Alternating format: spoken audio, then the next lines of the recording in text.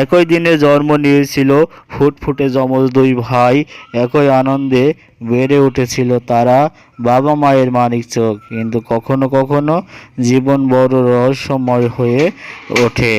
আর সেই একই দিনে নির্মমভাবে শেষ হলো দুই ভাইয়ের একই সাথে পথ চলা।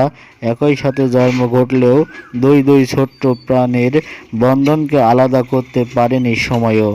ফরিদপুরের মধুখালী নোয়াপাড়া ইউনিয়নের ঘোষণা লক্ষণদিয়া রেল স্টেশনের কাছে গতকাল দুপুর 2টার সময় ঘটে এক হৃদয় বিদারক ঘটনা। তাইব শেখ ও আহমেদ শেখ 4 বছর বয়সী যমজ দুই ভাই খেলতে খেলতে উঠে পড়ে ট্রেন লাইনের ওপরে। ঠিক ওই সময় ভাটিয়াপাড়া গ্রামে একটি লোকাল ট্রেনের নিচে পড়ে তারা। তাদের হাসি, খেলা আর একসাথে কাটানো মুহূর্তগুলো শুধু এখন স্মৃতিতে রয়ে গেছে। দুই ভাই ওই এলাকায় ব্যবসায়ী আকাশ শেখের সন্তান। স্থানীয়রা জানিয়েছেন তারা প্রায় একসাথে খেলা করত, একসাথে হাসতো, কিন্তু আজ সেই একসাথে থাকা জীবন কেটে গেল মাত্র একটি মুহূর্তে। রাজবাড়ী থেকে ছেড়ে আসা ট্রেনের নিচে পড়ে এই দুঃখজনক ঘটনাটি ঘটে। বিষয়টি নিশ্চিত করে মধুখালী থানার ভারপ্রাপ্ত কর্মকর্তা ও ছোট দুইটা মাসুম বাচ্চা অনাকাঙ্ক্ষিতভাবে আরেক রেলের ওপরে উঠে পড়েছিল। এই অবস্থায় আর কি দুর্ঘটনা ঘটে যায়।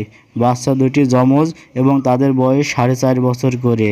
আমরা অলরেডি, যেহেতু এটা ট্রেনে কাটা পড়েছে বা ট্রেনের সাথে দুর্ঘটনা হয়েছে, বাংলাদেশ রেলওয়ে পুলিশকে আমি ইতিমধ্যে তাদেরকে সংবাদ দিয়েছি। তারা এসে যে পুলিশের যে আইনগত কাজ, মানে আইনগত প্রক্রিয়া তারা সম্পূর্ণ করবে। বাবা মায়ের বুক শূন্য করে চলে যাওয়া 4 বছরের এই দুই যমজ প্রাণের গল্প এখন এলাকাবাসীর হৃদয়ে এক স্মৃতিচিহ্ন হয়ে থাকবে।